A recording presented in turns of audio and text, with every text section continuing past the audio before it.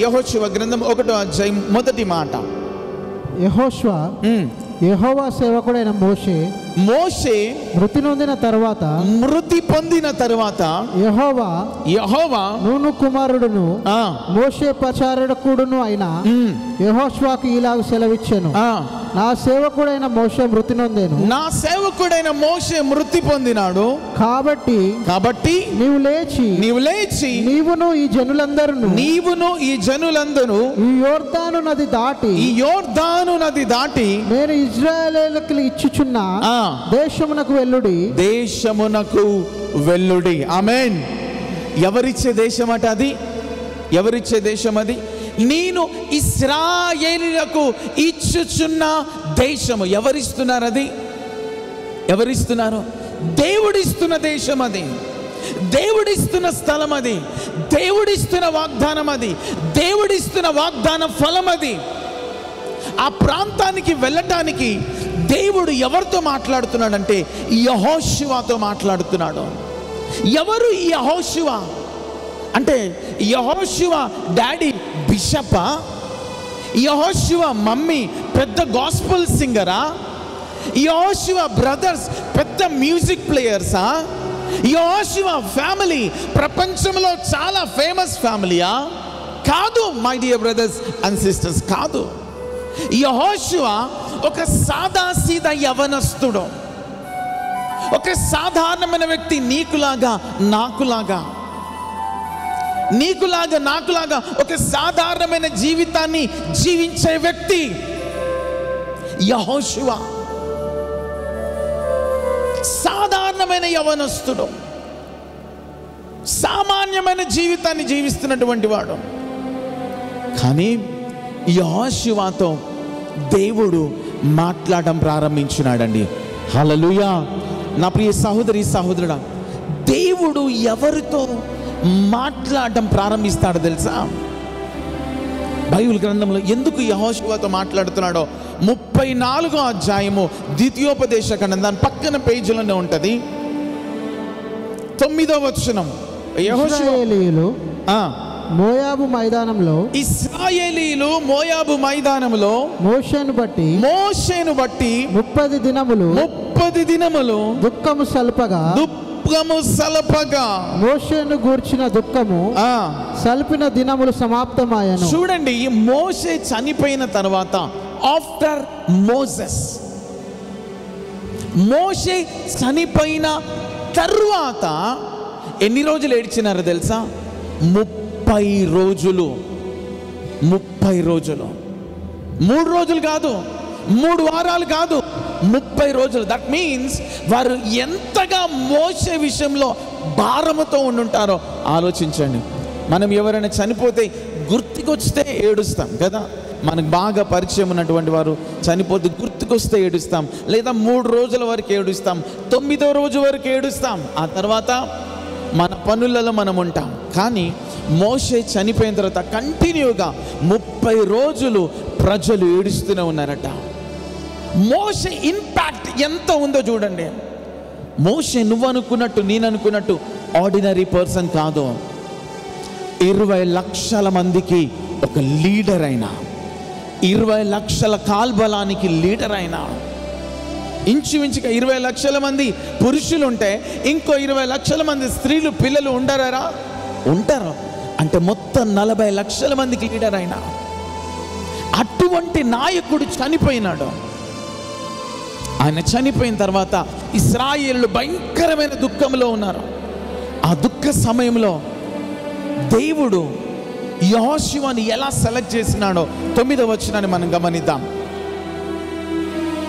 మోషే 9వ వచనం. మోషే తన చేతులను నూను కుమారుడైన యెహోషువ మీద ఉంచెను గనుక అతడు జ్ఞానపూర్ణాత్ముడాయను. ఆమేన్. యెహోవా మోషేతో ఫస్ట్ మాట్లాడినాడట. మోషే, నువ్వేం చేయాలో తెలుసా? నువ్వు చనిపోబోతున్నావు, నీ డెత్ టైం వచ్చేసింది. మోషే చనిపోయే సంగతి మోషేకి అర్థమైపోయింది దేవుడు మాట్లాడుతున్నాడు. మోషే ఏమైనా ఏజ్ బార్ అయిపోయింది అనుకున్నారా? గుడ్డోడు అనుకున్నారా? కాదండి. అప్పుడప్పుడు నాకు కూడా సరిగ్గా బైబిల్ కనబడదు, కానీ మోషే చనిపోయేంత వరకు కూడా ఆయన దృష్టి చాలా స్పష్టంగా ఉంది. మోషే చనిపోయేంత వరకు పర్ఫెక్ట్ ఐసైట్ ఉంది ఆయనకి, పర్ఫెక్ట్ దృష్టి అయినది. పళ్ళు విరిగిపోలేదట, కన్ను చూపు తగ్గిపోలేదట, బలం ఎక్కడ తగ్గిపోలేదట, అంత బలంగా ఉన్నాడు మోషే. అయితే మోషేని దేవుడు పిలుచుకునే టైంలో మోషేతో అన్నాడు, మోషే నువ్వు వెళ్ళి యెహోషువ పైన నీ చేతులు ఉంచు అన్నాడట. ఎవరిపైన? యెహోషువ పైన. ఎప్పుడైతే మోషే వెళ్ళిపోయి యెహోషువ పైన చేతులు ఉంచినాడో ఆ రోజు నుంచి యెహోషువ లోపల జ్ఞానాత్మ పూర్ణమైన శక్తి, దేవుని పరిపూర్ణమైన ఆత్మ జ్ఞానము ఆయన లోపల పనిచేయడం స్టార్ట్ అయిందట. ఆ తర్వాత నుంచి యెహోషువ ఏది మాట్లాడితే ప్రజలది వినటం ఇష్టపడ్డారట అండి. ఆమేన్. యెహోషువ మాట్లాడితే చాలు ప్రజలు చెప్పిన మాట వినటానికి లోబడ్డారట. ఇదంతా ఎలా జరిగింది? మోషే చేతులు యెహోషువపై ఉంచడాన్ని బట్టి, మోషే చేతులు యెహోషువపై చాపబడ్డాన్ని బట్టి. ఒక అభిషిక్తుని చేతులు ఎప్పుడైతే మన పైకి వస్తాయో, ఒక అభిషేకించబడిన దైవజనుని చేతులు ఎప్పుడైతే మన పైకి వస్తాయో, దేవుడు ఆ రోజు నుంచి మనలను, మన నోటి మాటలను అధికారముతో నింపి నిలబెడతాడండి. ఆమేన్. హల్లెలూయా. ఒక అథారిటీ మన లోపల పనిచేస్తుంది. అది ఎక్కడి నుంచి వచ్చిందో తెలుసా? అభిషిక్తుని చేతులు ఎప్పుడైతే మన పైకి వస్తుందో మన లోపల ఆ అనాయింటింగ్, ఆ స్పిరిట్ వర్కౌట్ అవుతూ ఉంటుంది. అందుకోసమే మీ లైఫ్లో ఎప్పుడు గుర్తుపెట్టుకోవాలా? అభిషేకించబడిన దైవజనుని చేతులు ఎప్పుడు నాపై ఉండాలని. ఆమేన్. హల్లెలూయా. దేవుడు యెహోషువను సెలెక్ట్ చేసుకోవడానికి గల కారణం ఏంటో తెలుసా? మోషే చేతులు యెహోషువకి పైకి వెళ్ళినాయి. దేవుడు యెహోషువను సెలెక్ట్ చేసుకున్నాడు, యెహోషువతో మాట్లాడడం స్టార్ట్ చేసినాడు. ఒకవేళ మోషే చేతులు యెహోషువ పైకి వెళ్ళకపోతే దేవుడు యెహోషువతో మాట్లాడేవాడు కాదు. మీకు గుర్తుందా బైబిల్ గ్రంథంలో? సమూయేలు వెళ్ళి ఎవరిపైన నూనె పోసి చేయించుతాడో వారు రాజుగా మార్చబడ్డారు. Amen. Hallelujah. That is the authority of anointing. అభిషేకములో ఉన్న అధికారము అదే. ఒక అభిషేకించబడిన దైవజనుని చెయ్యి ఎప్పుడైతే నీ పైకి వస్తుందో నీకు తెలియకుండానే నీ నోటి మాటలలో అధికారం ఉంటుంది. ఆమేన్. నీ ప్రతి పనిలో అధికారం ఉంటుంది, నీ ప్రతి కార్యములో అధికారం ఉంటుంది, నీ ప్రతి ప్రార్థనలో అధికారం ఉంటుంది. ఆమేన్. అధికారం మీన్స్ యెహోషువ మాట్లాడడం స్టార్ట్ చేసినప్పుడు, యెహోషువ సాధారణమైన యవనస్తుడు, ఆయన మాట్లాడడం స్టార్ట్ చేసినప్పుడు 20 లక్షల మందిలో ఏ ఒక్కరు కూడా అనలేదట నీ మాట నేను ఎందుకు వినాలని. ఒక్కరు కూడా అనలేదట అండి, ఒక్కరు కూడా అనలేదట. ఆ అనాయింటింగ్ యెహోషువపై ఉంది కనుక యెహోషువ ఎప్పుడైతే మాట్లాడుతున్నాడో ఆటోమేటిక్గా ఆ 40 లక్షల మంది ఓకే అని తల వంచినారట అండి. హల్లెలూయా. ఎంత beautiful experience my dear brothers and sisters. యెహోషువకి ఎక్కడిది ఆధిక్యత? మోషే చేతులు ఆయన పైకి వచ్చినాయి, మోషే చేతులు ఆయన పైకి వచ్చినాయి. నా ప్రియ తమ్ముడు, చెల్లి, సహోదరి, సహోదరుడా, ఈరోజు మీ ముందు నిలబడిన నేను ఎవరో తెలుసా? ఒక ఆఫ్టర్ ఆల్ అండి, ఒక ఆఫ్టర్ ఆల్. నేను మీలాగా పెద్ద పెద్ద బ్యాక్గ్రౌండ్స్ ఏమీ లేదు నాకు. మా నాన్న పెద్ద బిషప్ ఏమీ కాదు, మా అమ్మ పెద్ద సింగర్ ఏమీ కాదు, మా ఫ్యామిలీ అంతా పెద్ద రిచెస్ట్ పాస్టర్స్ ఫ్యామిలీ ఏమీ కాదు. మా నాన్న పొద్దునే లేచి, ఆదివారం పొద్దునే లేచి ఇంత బారు కర్ర పట్టుకొని చీపురుతో ఊడ్చేవాడు. దేన్నో తెలుసా? చర్చి కాంపౌండ్లో చెత్తను ఊడ్చేవాడు. మా అమ్మ ఇంత పొడుగు చీపురు పట్టుకొని ఆ చర్చిని అంతా క్లీన్ చేసేది, గచ్చునంతా. నేనేం చేసామని తెలుసా? ఒక క్లాత్ తీసుకొని చర్చిలో ఉన్న చైర్లు, టేబుళ్ళు అన్నీ కూడా క్లీన్ చేసేవాడిని. దేవుడు ఆ సాధారణమైన వ్యక్తినైన నాకు ఈ అధికారం ఎందుకు ఇచ్చినాడు తెలుసా? ఒక అభిషిక్తుని చెయ్యి నా పైకి వచ్చిందండి. ఆమేన్. నా దైవజనుడు నాకు ఇచ్చిన అధికారం ఏంటో తెలుసా? ఎవ్వరికి ఇవ్వలేదండి బైబిల్ కాలేజ్లో, కానీ నా సేవుడు నాకు అధికారం ఇచ్చినాడు. నాలో ఉన్న అభిషేకము నీలో పని చేయబోతుందని అధికారం ఇచ్చినాడు ఆయన. హల్లెలూయా. లిటరల్లీ నేను చాలా గ్రేట్ఫుల్గా ఫీల్ అయినాను. ఎంతోమంది బాయ్స్ అండ్ గర్ల్స్ ఉన్నారు, ఎన్నో బ్యాచెస్ వచ్చి వెళ్ళిపోయినాయి, కానీ first batch, the last batch సేవకుడు నా దైవజనుడు నాపై చేతి ఉంచి అన్నాడు, నాలో ఉన్న అభిషేకము నీలో పని చేస్తుంది. నాలో ఏ స్పిరిట్ అయితే వర్కౌట్ అవుతుందో ద సేమ్ స్పిరిట్ నీలో పని చేస్తుంది. ఆమేన్. లిటరల్గా ఆ రోజు నేను బిలీవ్ చేస్తున్నానండి.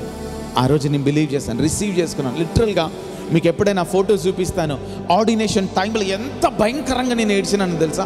భయంకరంగా ఏడ్చినాను. అందరు అనుకున్నారు ఎవరో నన్ను తిట్టినారని, బట్ నో. ఆర్డినేషన్ డే భయంకరంగా అసలు నాకు దుఃఖం ఆగట్లేదన్నమాట. నా వైట్ షర్ట్ అంతా ఇట్లా తడిచిపోయింది నన్ను అనాయింట్ చేస్తూ ఉంటే. లాస్ట్లో ఉన్నాను, నా దైవజనుడు వచ్చి నాపై చేయి పెట్టిన తర్వాత అప్పుడు నేను అనుకున్నాను, దేవుని ఆత్మ ఈరోజు నన్ను తన శక్తితో పరిపూర్ణమైన జ్ఞానాత్మతో నింపి నిలబెడుతుందని. ఆమేన్. హల్లెలూయా.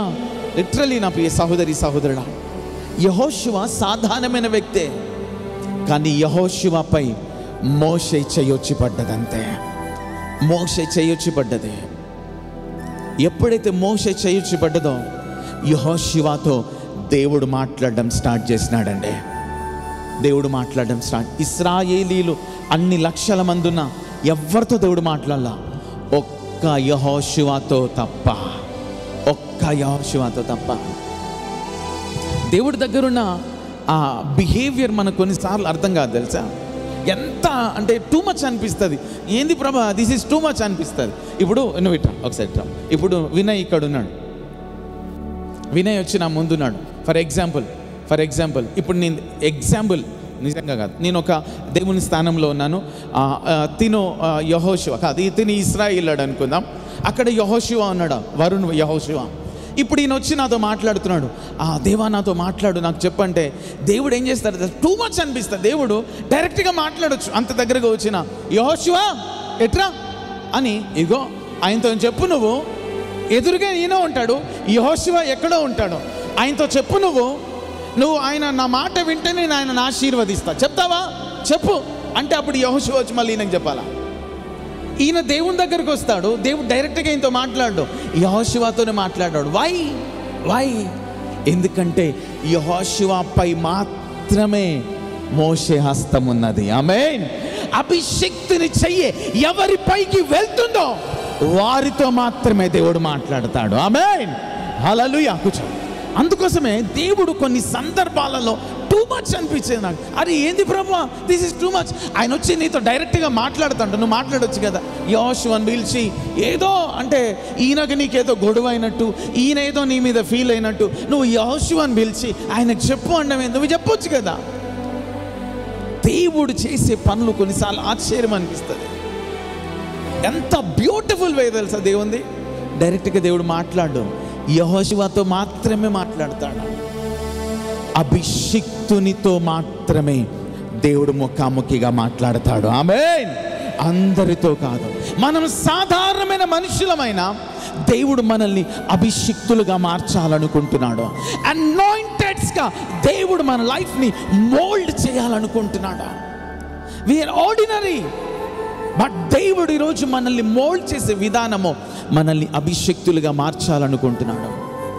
యెహోషువను అలాగే మార్చినాడు, మార్చి నిలబెట్టి మాట్లాడుతున్నాడట. కాబట్టి యెహోషువ, నా సేవకుడైన మోషే చనిపోయినాడు, నీవు లేచి నీవును ఈ జనులందరూ యోర్దాను నది దాటి నేను ఇశ్రాయేలుకిచ్చు దేశమునకు వెల్లుడి అన్నాడట. ఏమన్నాడు? నేను చెప్పే దేశానికి వెళ్ళాలంటే ఈ యోర్దాను మీరు క్రాస్ అవ్వాలా. ఈ యోర్దాను క్రాస్ అవ్వాలంటే నువ్వు మాత్రమే వీరిని నడిపించగలుగుతావు, నీవు మాత్రమే వీరిని దాటించగలుగుతావు. ఇశ్రాయేలు వాగ్దాన భూమికి వారికి వీరికి మధ్యలో యోర్దాను ఒకటి అడ్డుగా ఉంది. యోర్దాను క్రాస్ చేస్తే వాగ్దాన భూమి. యోర్దాను దాటితే చాలు ఆశీర్వాదకరమైన స్థలము. కింది వచనాలలో నేను మోషేతో చెప్పినట్లు మీరు అడుగు పెట్టు ప్రతి స్థలమును మీకు ఇచ్చుచున్నాను. ఆమేన్, హల్లెలూయా. నేను మోషేతో చెప్పినట్లుగా మీరు ఎక్కడైతే ఎంటర్ అవుతారో ఆ ప్లేస్ని నేను మీకు ఇవ్వబోతున్నాను. మీరు ఎక్కడ ఎంటర్ అవుతారో అది మీకు స్వాస్థంగా రాబోతుంది. మీరు అడుగు పెట్టేది, మీరు అడిగేది కూడా కాదు. అర్థమవుతుంది? అసలు ఎంత బ్యూటిఫుల్ వే చూడండి. అడిగేది కూడా కాదట, అడుగు పెడితే అది మీదట. అడుగు పెడితే అది మీదే. నువ్వు వెళ్ళి మాట్లాడక్కర్లేదండి, వెళ్ళి నిలబడితే చాలు, ప్రాపర్టీ నీదైపోతుంది, రాసి ఇచ్చేస్తా, తీసుకో. ఆమేన్. నువ్వు వెళ్ళి నిలబడితే చాలు, నువ్వు వెళ్ళి నిలబడితే చాలు, నువ్వు మాట్లాడనక్కర్లేదు. ఎవ్రీథింగ్, నీ ఫ్యామిలీ మొత్తం వచ్చేస్తా నీ దగ్గరికి. హల్లెలూయా.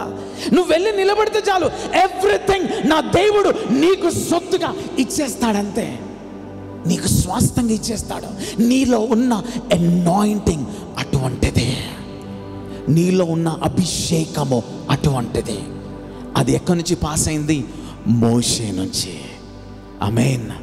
మోషే నుంచి వచ్చిన అభిషేకము యెహోషువ పైకి రాగానే యెహోషువ ఎక్కడికి వెళ్ళి నిలబడ్డా అది ఆయనకు సొత్తు అయిపోతుందట. నా దేవుడు నీకు వాగ్దానం ఇస్తున్నాడు, నువ్వు నిలబడే ప్రతిదీ నీదవ్వబోతుంది. నీ మాటలు అక్కర్లేదు, నువ్వు నిలబడితే చాలు. నీ నీడ నా దేవుడు అభిషేకముతో నింపి నిలబెట్టబోతున్నాడు. ఆమేన్, హల్లెలూయా. జస్ట్ నువ్వు ఎంటర్ అవ్వంతే, ఎంటర్ అవ్వ అని అన్నాడు. నీవు అడుగు పెట్టు ప్రతి స్థలము ఏదవ్వబోతుంది. అడుక్కోనక్కర్లేదు, ఎవరి దగ్గర మాట్లాడు నా అన్నక్కర్లేదు. నువ్వు నిలబడు, వారు వచ్చి నీతో మాట్లాడతారు. ఆమేన్. వారు వచ్చి నీ దగ్గర పాదాల మీద పడతారా. దేవుడు నీలో ఉంచింది సాధారణమైన అభిషేకం కాదు, పరిస్థితులను మార్చే అభిషేకం అది. ఆమేన్.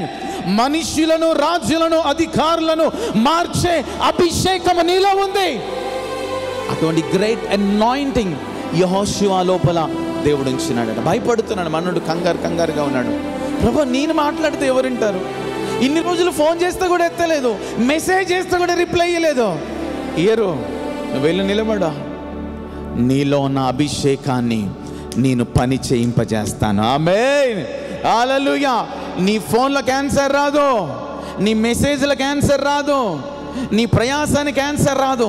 నువ్వు నిలబడు, ఈ అభిషేకముతో ఆన్సర్ వెతుక్కుంటూ నీ దగ్గరకు వస్తుంది. Amen, hallelujah. In Jesus mighty name. ఎంత గొప్ప దేవుడు మన దేవుడు. యెహోషువకి ఎంత గొప్ప భాగ్యం ఇచ్చాడు. మనలాంటి వాడే యెహోషువ, కామన్ మ్యాన్, పెద్ద బ్యాక్గ్రౌండ్ ఏమీ లేదు, మంచి స్థితి ఏమీ కాదు. కానీ యెహోషువ లోపల అధికారం ఇస్తూ అంటున్నాడు 4వ వచనంలో, 5వ వచనం, నీవు బ్రతుకు దినములన్నిటను ఏ మనుష్యుడును నీ ఎదుట నిలువలేకయుండును. నేను మోషేకు తోడై ఉండినట్లు, ఎలాగ మోషేతో ఉన్నానో నీకును తోడై నీతో కూడా నేను అలాగే ఉండబోతున్నాను. ఆమేన్, హల్లెలూయా. మోషేతో దేవుడు ఎట్లా ఉన్నాడో తెలిస్తే యెహోషువతో అట్లా ఉంటాడని మనకు కాన్ఫిడెన్స్ వస్తుంది. మోషేతో ఎలా ఉన్నాడో తెలుసా?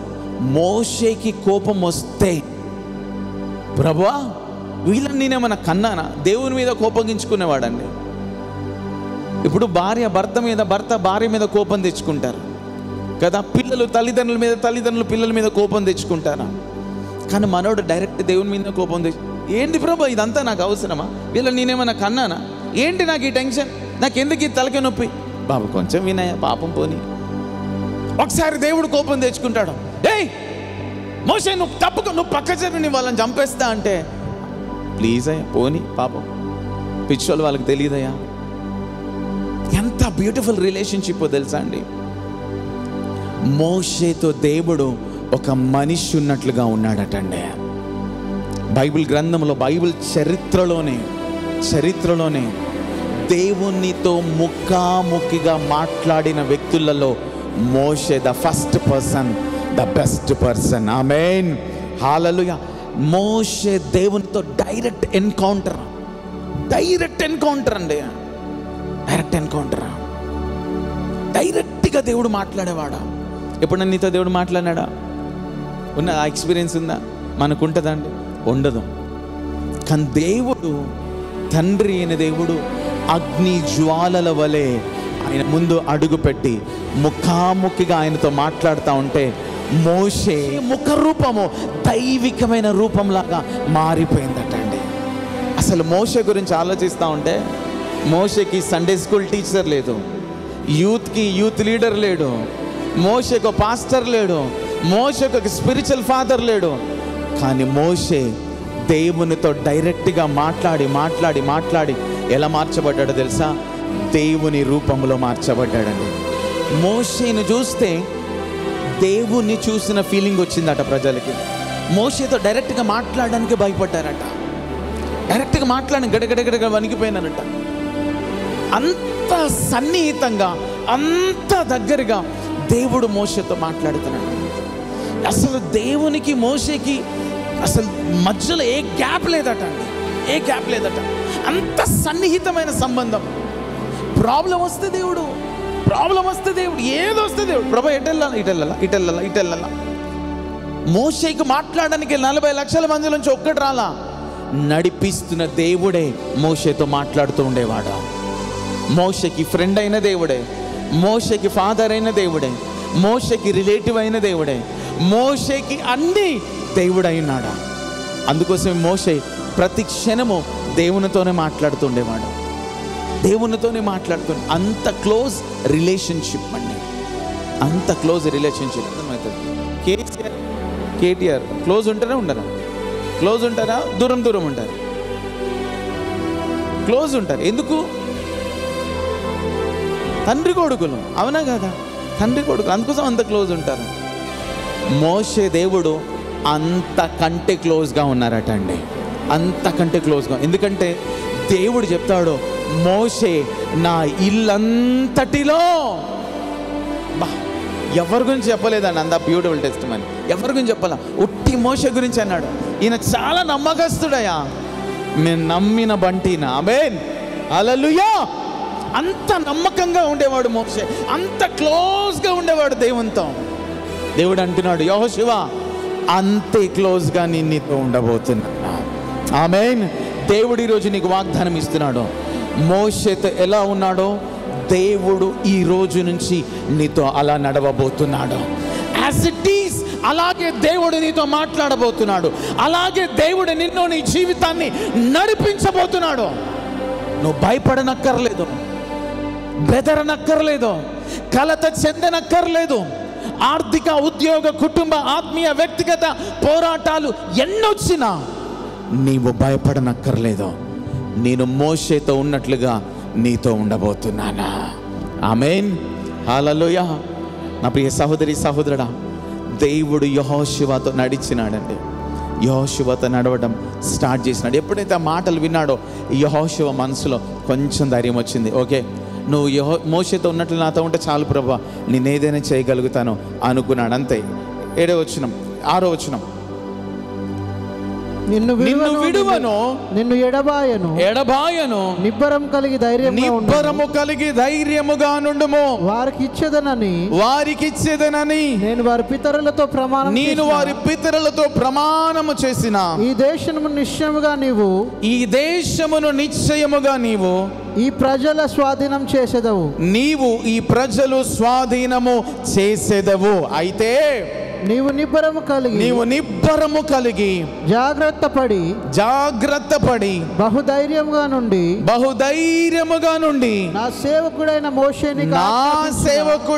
మోషే నీకు ఆజ్ఞాపించిన ధర్మశాస్త్రమంతటి చొప్పున చేయవలను. చూడండి ఎంత బ్యూటిఫుల్ గాడ్ అండి, ఎంత బ్యూటిఫుల్ గాడ్. యెహోషువను పిలిచేటప్పుడు బ్యాక్గ్రౌండ్ పెద్దదా లేదా అని చూడలేదు, ఈయన బాగా ఫేమసా కాదని చూడలేదు. మోషే చేతులు యెహోషువపై ఉంచినాడు కాబట్టి మోషేతో ఉన్నట్లుగా దేవుడు యెహోషువతో ఉన్నాడంతే. ఆమేన్, హల్లెలూయా. నా ప్రియ సహోదరి సహోదరా, ఆ రోజు యెహోషువతో అన్నాడు, నువ్వు నిబ్బరము కలిగి ధైర్యముగా ఉండు, ధైర్యముగా ఉండు. ఈరోజు నేను నీకు వాగ్దానం ఇచ్చిన ప్రతిదీ నువ్వు స్వాధీనపరుచుకోబోతున్నావు. ఆమేన్. దేవుడు యెహోషువతో అన్న మాటే నీతో అంటున్నాడు. నీకు ఇప్పటి వరకు వాగ్దానాలు వచ్చినాయి, ఈ రోజు నుంచి స్వాధీనపరుచుకోబోతున్నావు. ఆమేన్. హల్లెలూయా. ఈ రోజు నుంచి నువ్వు స్వాధీనపరుచుకోబోతున్నావు, నువ్వు సొత్తుగా మార్చుకోబోతున్నావు. దేవుడే నీకు స్వాస్థ్యముగా ఇవ్వబోతున్నాడు. నువ్వు భయపడుతున్నది, నువ్వు బాధపడుతున్నవి, నువ్వు నలిగిపోతున్నది, నువ్వు భీతి చెందుతున్నదంతయో దేవుడు ఎవ్రీథింగ్ నీకు ఇవ్వబోతున్నాడా. యెహోషువతో అదే అన్నాడు, నువ్వు భయపడకు. మోషేన సగం దూరం వచ్చినాడు, నువ్వు గమ్యానికి వెళ్తావు, నీకు ఇచ్చేస్తాను, అది తీసేసుకో. ఆమేన్. ఈ రోజు వరకు ఎంతోమంది మధ్యలో వరకు వచ్చినారు, నువ్వు లాస్ట్ వరకు వెళ్తావు, నువ్వు ఫైనల్ డెస్టినీ వరకు వెళ్తావు.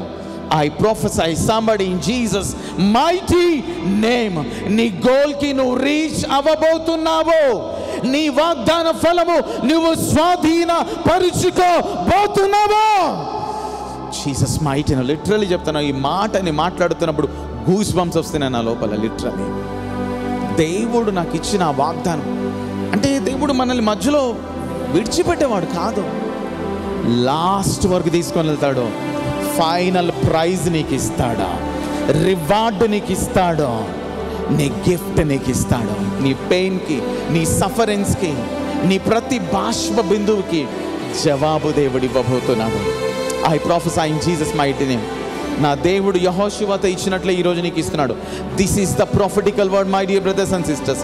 నీ గత కాలంలో కన్నీరున్నాయి, గతమంతా నీది ఆర్డినరీ లైఫ్, గతమంతా పెయిన్ఫుల్గా ఉన్నావు, గతమంతా లాస్ అయిపోయి ఉన్నావు, గతమంతా గాయాలతో ఉన్నావు.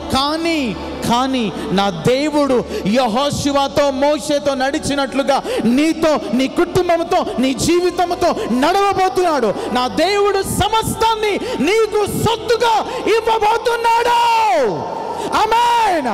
గట్టిగా చప్పట్లు కొడదామా, గట్టిగా. This is the promise and this is the prophetical word. Just receive it, just receive it. As a man of God, as a prophet of God, I prophesy somebody, ఈ year నా దేవుడు నీ లైఫ్ ని transform చేయబోతున్నాడు. ఈ month నా దేవుడు నీ లైఫ్ ని చేంజ్ చేయబోతున్నాడు. This is the prophetical word. Just believe చేయండి, బిలీవ్ చేయండి. నా దేవుడు నీ ప్రతి పరిస్థితులను మార్చబోతున్నాడా, మార్చబోతున్నాడా. రియల్లీ నేను ఎంత భారంతో రాత్రులలో, నేను సేవకురాలు రాత్రులలో మేము ఎప్పుడు ఎన్ని గంటలు పడుకుంటాం తెలుసా అండి? మా రెగ్యులర్ టైం 2 o'clock. ఎప్పుడైనా కొంచెం ఆలస్యం అయితే 3:30, 4 o'clock పడుకుంటాం. అప్పుడప్పుడు 3 o'clock, 4 o'clock అందరికి ప్రేయర్లు చేసి, ఎవరు ఫోన్ చేస్తే వాళ్ళకి ప్రేయర్ చేసి, మా ప్రేయర్లు చేసుకుని పడుకునేసరికి 4 o'clock అవుతుంది. ఒక్కొక్కసారి ఇద్దరం బెడ్ పైన కూర్చొని నేను మాట్లాడుతూ ఉంటే సేవకురాలు చెప్తా ఉంది, మనం ఎవ్వరున్నా లేకపోయినా నమ్మకంగా నిలబడాలి. ఎందుకో తెలుసా అండి, ఈ హాల్లోకి నేను వచ్చేటప్పుడు 100 మంది అండి నా కాంగ్రిగేషన్. ఈ హాల్లోకి వచ్చేటప్పుడు అందరు నాతో అన్న మాట ఏంటో తెలుసా, మిమ్మల్ని విడిచిపెట్టము, నమ్మకంగా మనం కడదాం హాల్ అన్నారండి, అన్నారు. ఆ తర్వాత అందరూ మాయమైపోయినారు, అందరూ ఖాళీ అయిపోయినారు. సండే అసలు నేను మీకు దొరికేమని కాదు, అంత బిజీగా ఉండేది. అందరు విడిచిపెట్టేసినారు. ఎంత పెయిన్ఫుల్గా ఉంటుంది. నమ్మకమైన వారి కోసం, గుంపు కోసం కాదు, రియల్లీ చెప్తున్నాము. మాకు ఎక్కువ మంది ప్రజలు కనబడాలిగా, నమ్మకమైన వారి కోసం ఎప్పుడు పెయిన్ఫుల్గా వెయిట్ చేస్తూ ఉంటాం, వెతుకుతూ ఉన్నాము. ప్రభు, ఒక్కరు కూడా నమ్మకమైన వారు లేరు. అసలు మా కొరకు నమ్మకమైన వారిని ఎప్పుడు నడిపిస్తావంటే, దేవుడు అప్పుడు ఇచ్చిన వాగ్దానం, భయపడకు, నీ తండ్రి అయిన మోషేతో ఉన్నట్లుగా యెహోషువవైన నీతో నేను ఉండబోతున్నానని. ఆ మాట రియల్లీ, ఈ మాట నేను హార్ట్ఫుల్గా బిలీవ్ చేసినాను. హార్ట్ఫుల్గా నేను బిలీవ్ చేసినాను కాబట్టి ఈరోజు ఈ వర్డ్ మీ మధ్యలో విడుదల చేస్తాను. మీరు బిలీవ్ చేయండి. నెక్స్ట్ ఇదే వర్డ్ నీ ఫ్యామిలీలో, నీ జాబ్లో, నీ లైఫ్లో ఇది నెరవేర్చబడబోతుంది. ఇది నెరవేర్పులోనికి రాబోతుంది. యెహోషువతో ఉన్న దేవుడు సాధారణమైన వాడు కాదు. సృష్టిని తన మాటతో కలగజేసిన వాడు, శూన్యమును సమస్తమును ఆయన కలగజేసిన వాడు, తన మాటతో నిరాకారాన్ని ఆకారంగా మలిచిన వాడు, అంత శక్తి కలిగిన వాడు. ఆయన నీతో ఉంటే నువ్వు మాట్లాడనక్కర్లేదు, నువ్వు బ్రతిమిలాడనక్కర్లేదు, నువ్వు బెగ్ చేయనక్కర్లేదు. నువ్వు నిలబడితే చాలు నా దేవుడు పని చేయడం ప్రారంభిస్తాడు. నువ్వు నిలబడితే చాలు నా దేవుడు కఠినస్తులను మార్చి నిలబెడతాడు. ఆమేన్. నమ్మక ద్రోహులను నమ్మకస్తులుగా మార్చి నిలబెడతాడు. వినేటట్లు చేస్తాడు నీ మాట. ఆమేన్. యెహోషువ మాట ఇశ్రాయేలీయులు వినేటట్లు చేసినాడు దేవుడు. నీ మాట వినేటట్లు చేయబోతున్నాడు నా దేవుడు. ఇప్పటివరకు నీ మాట లెక్క చేయని వారు, నీ అధికారులు, నీ బాస్ ఎవరైనా, నీ ఫ్యామిలీ ఎవరైనా నీ మాట వినబోతున్నారు. Amen. Hallelujah. Jesus mighty name. యెహోషువతో అందుకోసం అన్నాడు, భయపడకు యెహోషువ, భయపడకు, నీతో నేనున్నాను. దేవుడు ఈరోజు నీతో మాట్లాడుతున్నాడు. నువ్వు దేనికి భయపడకు, నీతో నా దేవుడు ఉన్నాడు. ఆయన నీతో ఉన్నాడు సహోదరి. నువ్వు అనుకోకు, నా దగ్గర డబ్బు లేదు, నా దగ్గర పేరు లేదు, నాకు గొప్పతనం లేదు, నాకు బ్యాక్గ్రౌండ్ లేదు, నన్ను అర్థం చేసుకునేవారు లేరు, నా ఒంటరి స్థితిని గమనించేవారు లేరు. నువ్వు అనుకోకు, నీతో నా దేవుడు ఉన్నాడా. నిన్ను విడిచిపెట్టని దేవుడైనా, నేను మరిచిపోని దేవుడైనా, గత కాలమంతా నీతో ఉన్న దేవుడు ఇక ముందు నీ ముందు స్పెషల్గా నడవబోతున్నాడు ఆయన. ఆమేన్. హల్లెలూయా. అంతకుముందు వరకు మోషేతో నడిచినాడు, ఆ తర్వాత యెహోషువతో నడిచినాడు. ఇక ముందు నుంచి నీతో నడవబోతున్నాడు ఆయన. ఈ రోజు నుంచి నీతో నడవబోతున్నాడు. ఈరోజు నువ్వు ఏ స్టేజ్లో, ఏ సిచ్యువేషన్లో ఇక్కడికి వచ్చినా నాకు తెలీదు. గుండె పగిలిపోయింది, భయంతో ఉన్నావు, బాధతో ఉన్నావు, కన్నీటితో ఉన్నావు, ఆలోచించడానికి కూడా ధైర్యం సరిపోవట్లేదేమో. దేవుడు అంటున్నాడు, నేను నిన్ను విడిచిపెట్టను, నిబ్బరము కలిగి ధైర్యముగా ఉండు, నీకు తోడై ఉండబోతున్నాను. వచ్చి వెళ్ళిపోయేవాడు కాదు, నీకు తోడుగా నడుస్తాడు. ఆమేన్. హల్లెలూయా. ఎప్పుడైనా మీ లైఫ్లో ఏదైనా మిమ్మల్ని విడిచిపెట్టుతుందేమో, మీ డబ్బు, ఉద్యోగం, ఆస్తి, అంతస్తు, మీ నీడ మిమ్మల్ని విడిచిపెట్టదు. విడిచిపెడుతుందండి నీడ విడిచిపెడుతుందండి. మన షాడో ఎప్పుడైనా మనల్ని విడిచిపెడుతుందా? నెవర్.